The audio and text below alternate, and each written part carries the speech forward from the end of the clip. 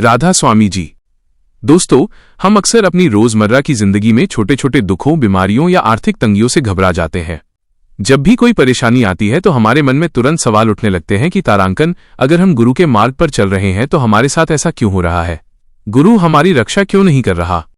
लेकिन क्या हम जानते हैं कि इस दुनिया का सबसे बड़ा दुख क्या है? इस दुनिया का सबसे भयानक दुख किसी बीमारी या गरीबी का नहीं, बल्कि अंत समय में पड़ने वाली यमदूतों की मार का है। वो समय जब इंसान की जुबान बंद हो जाती है, आंखें पथरा जाती हैं और यमदूत आत्मा को खींचने के लिए उस पर कोड़े बरसाते हैं। उस वक्त दुनिया का कोई डॉक्टर, कोई धन दौलत और कोई रिश्तेदार काम नहीं आता। उस मोड़ पर सिर्फ और सिर्फ एक पूर्ण सतगुरु ही रक्षा करने के लिए खड़ा होता है। आज की ये साखी कोई काल्पनिक कहानी नहीं, बल्कि जीवन का वो परम सत्य है जो हमारे अंदर के भ्रम और अहंकार को चकनाचूर कर देगा। ये साखी एक ऐसे इंसान की है जिसने पूरी जिंदगी संतों महात्माओं का मजाक उड़ाया, गुरु को ढोंग बताया और नाम जपने वालों को ताने मारे। लेकिन जब उसका अंत समय आया और यमदूतों ने उसे घेर लिया, तब क्या हुआ? क्या उस निंदक को यमदूतों की मार से मुक्ति मिली? क्या गुरु ने अपनी निंदा करने वाले को भी माफ किया? और एक सच्चे भक्त की थोड़ी सी संगति ने पूरे परिवार का पार उतारा कैसे कर दिया? आइए पूरे प्रेम, श्रद्धा और एकाग्रता के साथ आज की ये आंखें खोल देने वाली और रूह को तृप्त कर देने वाली पावन साखी सुनते हैं। यमदूतों की मार और सद्गुरु की अपार दया, एक सच्ची साखी। आज की ये जो साखी आध्यात्मिक कथा है, ये हमें जीवन की बहुत बड़ी सच्चाई समझाएगी। जब किसी रूह, आत्मा पर यमदूतों की मार पड़ती है तो वो कैसे चीखते चिल्लाते इस दुनिया से विदा होती है, ये हम सब जानते हैं।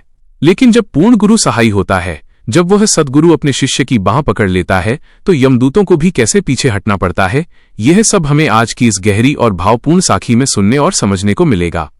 सावन सिंह महाराज जी के समय का एक श्रद्धालु परिवार। ये कहानी एक ऐसे परिवार की है जो हजूर सावन सिंह महाराज जी के समय से ही डेरे राधा स्वामी सत्संग ब्यास के साथ जुड़ा हुआ था। सावन सिंह महाराज जी के समय से ही वो पूरा परिवार डेरे जाता था, वहां निस्वार्थ सेवा करता था और उस परिवार के जो बड़े बुजुर्ग थे, उन्होंने महाराज जी से नामदान, भजन सिमरन भी लिया हुआ था। आगे चलकर उनके बच्चे भी उसी भक्ति मार्ग पर चलने लगे। समय अपनी चाल से बीतता गया। उसी गुरुमुख परिवार में एक ऐसा व्यक्ति भी था जो आगे चलकर बुजुर्ग हुआ, जिसने कभी भी संतों महात्माओं की बात को नहीं माना। वो शुरू से ही ये बात कहता था कि तारांकन, ये सब पाखंड है, ये सब झूठ है, ये सब बस बनी बनाई और सुनी सुनाई बातें हैं। अंत समय में किसी को लेने कोई नहीं आता और न ही कोई किसी की सहायता करता है। किसी को नहीं पता कि हम कहां से आए हैं और मरने के बाद हमें कहां जाना है। धीरे धीरे समय बीता और सावन सिंह महाराज जी के बाद महाराज चरण सिंह जी का समय आ गया। वो व्यक्ति जो कभी गुरु को नहीं मानता था, अब जवान हो चुका था। उसकी शादी हो गई और उसके बच्चे भी हो गए। लेकिन उसने कभी भी मालिक ईश्वर पर भरोसा नहीं किया।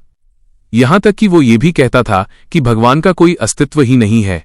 लेकिन वो जो कुल मालिक है, वो अपनी रूहों को कभी अकेला नहीं छोड़ता, वो उन्हें अपनी ओर खींच ही लेता है। ये सब कर्मों का खेल है। कभी कर्म बहुत भारी होते हैं और कभी हल्के, लेकिन देर सवेर वे भटकी हुई रूहें अपने निज घर सचखंड पहुंच ही जाती हैं। मालिक किस तरह अपनी रूहों को खींचता है, ये केवल उसकी मौज है, और उस मौज को समझना एक आम इंसान के लिए बहुत मुश्किल है। पिता का विरोध और पुत्र की अटूट भक्ति। भले ही वो व्यक्ति डेरे नहीं जाता था, लेकिन उसके बच्चे बड़े होकर सत्संग में जाने लगे। इसका कारण ये था कि उन बच्चों के दादा परदादा डेरे जाते थे और उनके चाचा ताऊ का पूरा परिवार भी सत्संग से जुड़ा हुआ था। अब उस पूरे परिवार में केवल वो एक ही शख्स ऐसा था जो सत्संग नहीं जाता था। बाकी उसके बच्चे और आगे चलकर उसकी बहुएं सब डेरे से जुड़े हुए थे। जब भी बच्चों ने सत्संग के लिए जाना होता तो उस पिता ने हमेशा एक ही बात कहनी, तारांकन, तुम लोग किस पाखंड के चक्कर में पड़ गए हो? तुम ये किन कामों में उलझ गए हो? अपने जीवन में तरक्की करो, मेहनत करो और अपने जीवन को सुखी बनाने की कोशिश करो। अगर मेहनत करोगे तो यहाँ सुख सुविधाएं मिलेंगी, आगे का आगे देखा जाएगा। बच्चों ने जब भी सत्संग जाना, उसने हमेशा बुरा भला ही कहना। उसने कभी भी संतों या गुरु के लिए कोई अच्छे शब्द इस्तेमाल नहीं किए। लेकिन आगे चलकर उसके एक बेटे ने महाराज चरण सिंह जी से नामदान, भजन सिमरन ले लिया। वो बेटा नियमित रूप से पूरी निष्ठा के साथ रोजाना अपने भजन सिमरन की ड्यूटी पूरी करता था। सबसे बड़ी बात यह थी कि वो अभ्यास, मेडिटेशन करने के लिए बैठता कहाँ था? ठीक अपने पिता के पास। रात को जिस कमरे में उसके पिता सोते थे, वो वहीं नीचे अपना आसन लगा लेता था। जब तक वो बेटा अपने आसन की तैयारी करता, नीचे चटाई बिछाना, उसके ऊपर एक साफ चादर बिछाना और फिर अपनी गद्दी रखना, तब तक उसका पिता चारपाई पर बैठे बैठे ये सब देखता रहता और उसे ताने मारता रहता। वो हमेशा गुरु और भक्ति के बारे में गलत ही बोलता। आगे से बेटा बहुत प्यार से जवाब देता, आप व्यर्थ में अपनी जुबान क्यों गंदी करते हैं? जब अंत समय आता है न, तो यमदूतों की मार से केवल वह मालिक गुरु ही बचाता है। पिता अहंकार में कहता, तारांकन, मैं भी देखूंगा। जब मुझे यमदूत लेने आएंगे तब की तब देखूंगा। ये सब सुनी सुनाई बातें हैं, ऐसा कुछ नहीं होता। बेटा चुपचाप अपने आसन पर बैठ जाता और पिता अपनी चारपाई से उसे घूरता रहता। वो पिता बस इसी इंतजार में रहता कि कब ये बेटा ध्यान से उठे और कब मैं फिर से इसे ताने मारूं। जब बेटा उठता, पिता फिर शुरू हो जाता कि तेरा गुरु झूठा है। बेटा बस मुस्कुराकर कहता, डैडी, आपको जो करना है करें, लेकिन याद रखिएगा जब आपका अंत समय आएगा तब आप बहुत पछताएंगे। ऐसे ही समय बीतता गया। वह व्यक्ति अब पोते पोतियों वाला हो गया। महाराज चरण सिंह जी के बाद बाबा गुरिंदर सिंह जी गद्दी पर आ गए। बाबा जी ने भी संगत को नाम का सही रास्ता दिखाना शुरू कर दिया। लेकिन उस बुजुर्ग पिता की हालत वही रही, वो निंदा ही करता रहा। उसने बाबा जी के लिए भी बहुत सी गलत बातें कहें, क्योंकि उस समय बाबा जी बहुत युवा थे। बेटा उसे फिर समझाता कि अपने कर्म क्यों खराब कर रहे हो। पिता जवाब देता, तारांकन, तुम कहते हो ना कि बुरे कर्मों का फल भुगतना पड़ता है।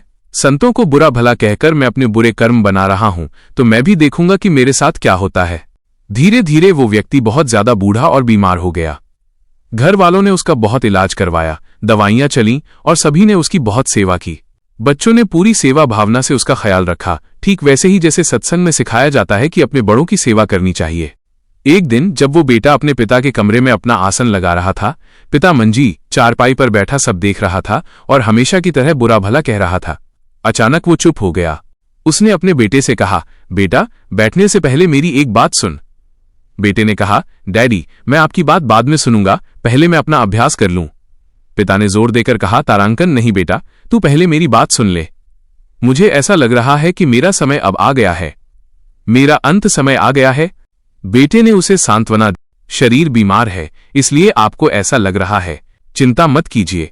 लेकिन पिता घबराते हुए बोला, नहीं, मुझे मेरा अंत समय पास नजर आ रहा है। मुझे हर तरफ सिर्फ अंधेरा दिखाई देता है। मेरी आंखों के आगे से सब ओझल हो जाता है, रोशनी गायब हो जाती है और सिर्फ एक भयानक अंधेरा छा जाता है। जब पिता ने अंधेरे वाली बात कही तो बेटा समझ गया। जो इंसान सारी उम्र नाम नहीं जपता, हमेशा बुरा भला कहता है, उसे अंत समय में अंधेरे में ही जाना पड़ता है और फिर 84 लाख योनियों के चक्र में भटकना पड़ता है। बेटे ने कहा, तारांकन डैडी, अगर आपको लगता है कि आपका अंत समय आ गया है तो आप बाबा जी के आगे फरियाद कीजिए।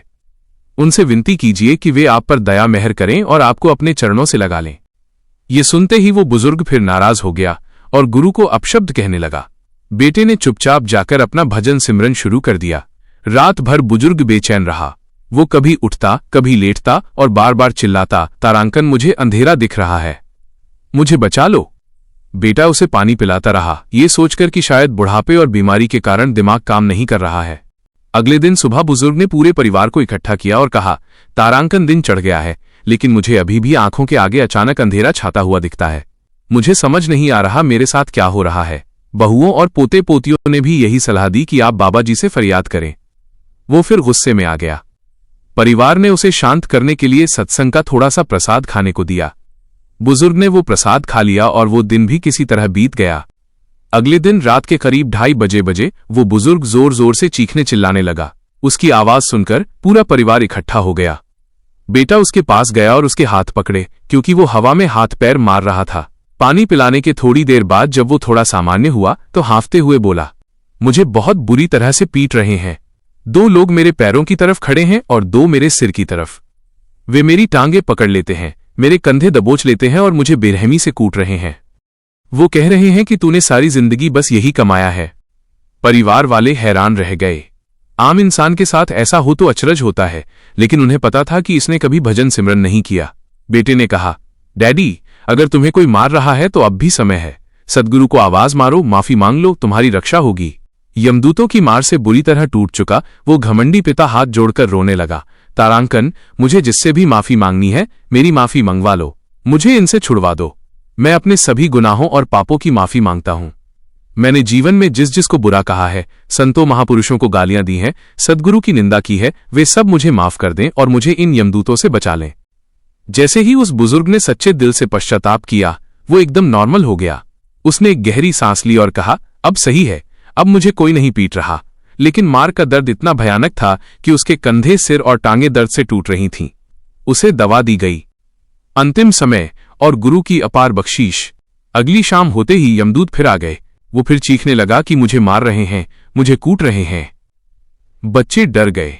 तब उस बेटे ने, जो रोज भजन सिमरन करता था, अपना आसन लगाया और सद्गुरु के आगे अरदास की, हे मालिक, आप कहते हैं कि जिस घर में एक सत्संगी रूह आ जाती है उसकी कई पुश्तें तर जाती हैं। मेरे पिता का बहुत बुरा हाल है, कृपया इनकी रक्षा करें। ये अरदास करके वो भजन सिमरन पर बैठ गया। इधर बुजुर्ग का तड़पना जारी था। परिवार ने उसकी चारपाई उठाकर बाहर बरामदे में रख दी कि अब इसका अंत समय आ गया है। जब बेटा सिमरन से उठा, उसने देखा कि पिता की हालत बहुत खराब है। पिता ने रोते हुए कहा, तारांकन, मेरी रक्षा करने कोई नहीं आता। मुझे आज पता लग गया कि जिंदगी में क्या कमाना था और मैंने क्या खो दिया। मेरी आंखों में अब सिर्फ पश्चाताप है। कुछ समय बाद यमदूतों ने फिर प्रहार किया। वे उसके प्राण खींचने की कोशिश कर रहे थे, लेकिन प्राण निकल नहीं रहे थे। वो अधबीच में लटक गया था और मौत आ रही थी, न जीवन बचा था।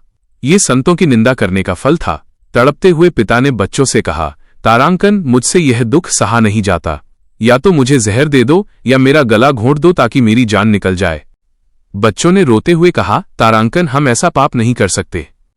हम केवल तुम्हारे पास बैठकर गुरु की बाणी पढ़ सकते हैं।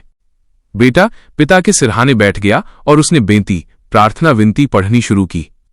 जैसे ही बेटे ने बेंती पढ़नी शुरू की, एक चमत्कार हुआ। जो बुजुर्ग यमदूतों की मार से चीख रहा था, वो अचानक शांत हो गया और कहने लगा, शुक्र है, शुक्र है, मेरे मालिक, तेरा शुक्र है। बेंती पूरी होने पर बेटे ने पूछा, डैडी, क्या हुआ? बुजुर्ग के चेहरे पर एक अजीब सी चमक आ गई। वो बोला, बाबा जी आ गए हैं। यमदूत जो मुझे मार रहे थे, वे पीछे हटकर दूर खड़े हो गए हैं। बुजुर्ग ने बताया कि यमदूतों धर्मराज और गुरु के बीच बहस हो रही है। धर्मराज कह रहा है, तारांकन, इसने तो सारी जिंदगी आपकी निंदा की है, आपको गालियां दी हैं, फिर आप इसे बचाने क्यों आ गए? ये तो हमारा निवाला है, हमारा भोजन है। सद्गुरु ने जो जवाब दिया, उसे सुनकर पूरे परिवार की आंखों में आंसू आ गए। बाबा जी ने धर्मराज से कहा, भले ही इसने सारी जिंदगी मेरी बात नहीं मानी और मुझे बुरा भला कहा, लेकिन इसकी चारपाई मेरे उस प्यारे सेवक के पास होती थी, जो सारी रात मेरी याद में बैठता था। ये सारी रात जागकर मेरे उस भक्त को देखता रहता था कि ये अब उठेगा, ये अब उठेगा। अनजाने में ही सही, लेकिन इसका ध्यान मेरे भजन सिमरन करने वाले सेवक पर टिका रहा। उस रूह बेटे के साथ के कारण और मेरी उस प्यारी रूह की खातिर मैं इसे लेने आया हूं। और देखते ही देखते बाबाजी उस रूह को अपने साथ ले गए। जब उस बुजुर्ग के प्राण निकले तो उसके चेहरे पर एक अद्भुत नूर और शांति थी। सारी जिंदगी पाप और निंदा करने वाले व्यक्ति को अंत समय में स्वयं सद्गुरु आकर ले गए, केवल इसलिए क्योंकि उसके घर में एक नाम जपने वाली रूह थी। बुजुर्ग का अंतिम संस्कार रीति रिवाज से हो गया, लेकिन उस बेटे के मन में एक सवाल रह गया। जब भी वो अभ्यास ध्यान पर बैठता, वो सोचता कि तारांकन, मेरे पिता ने तो कभी नाम नहीं जपा, फिर उन्हें यमदूतों की मार से कैसे बचा लिया गया? उनका पार उतारा कैसे हुआ? एक दिन भजन सिमरन के दौरान मालिक गुरु ने भीतर से उसे इस सवाल का जवाब दिया। गुरु ने समझाया, भाई, उसका लेखा जोखा बहुत भारी था, लेकिन क्योंकि उसने पीड़ा के समय वो सत्संग का प्रसाद खा लिया था और एक सत्संगी का संग किया था, इसलिए वो 84 लाख योनियों, पशु पक्षियों की योनियों में नीचे नहीं गिरा। उस प्रसाद और सत्संगी की संगति का मूल्य मैंने चुका दिया है। अब उस रूह को दोबारा मनुष्य का जामा, इंसानी जन्म मिलेगा, उसे नामदान मिलेगा और वह भजन सिमरन करके हमेशा के लिए सचखंड मोक्ष जाएगा। गुरुबानी में आता है, एक घड़ी के सिमरने पापी तरे हजार। हम दुनिया वाले छोटी छोटी परेशानियों पर रोते हैं। थोड़ा सा काम बिगड़ जाए तो हम गुरु से सवाल करने लगते हैं कि हमारी भक्ति का, हमारी सेवा का क्या फायदा हुआ। लेकिन हम ये नहीं जानते कि सबसे बड़ा दुख दुनियावी बीमारियां या गरीबी नहीं है, सबसे बड़ा दुख है यमदूतों की मार। गुरु हमारी रक्षा वहां करता है जहां दुनिया का कोई डॉक्टर, कोई रिश्तेदार काम नहीं आता। गुरु कहता है कि शारीरिक दुख तो तुम अपने भजन सिमरन की ताकत से सह लोगे, लेकिन मौत के समय जो यमदूतों का खौफनाक प्रहार होता है, वहां सिर्फ और सिर्फ पूर्ण गुरु खड़ा होता है। जब गुरु नाम की युक्ति देता है तो वो धर्मराज के कागज फाड़ देता है और कहता है कि तारांकन, अब ये तेरी रूह नहीं है, ये मेरी रूह है, इसका हिसाब किताब मैं खुद करूंगा। ऐसी साखियां सुनकर हमारे अंदर उस कुल मालिक के प्रति प्रेम, भरोसा और दृढ़ विश्वास पैदा होना चाहिए।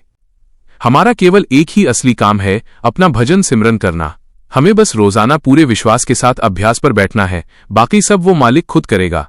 अंत समय में वो हाजिर नाजिर होकर सामने खड़ा होगा और आत्मा को अपने में ऐसे मिला लेगा कि मैं और तू का कोई फर्क ही नहीं बचेगा। आशा है आज की ये साखी हमें बहुत कुछ सिखाएगी और हमारे असली काम भजन सिमरन की ओर हमारा ध्यान खींचेगी। सभी को प्रेम भरी राधा स्वामी जी।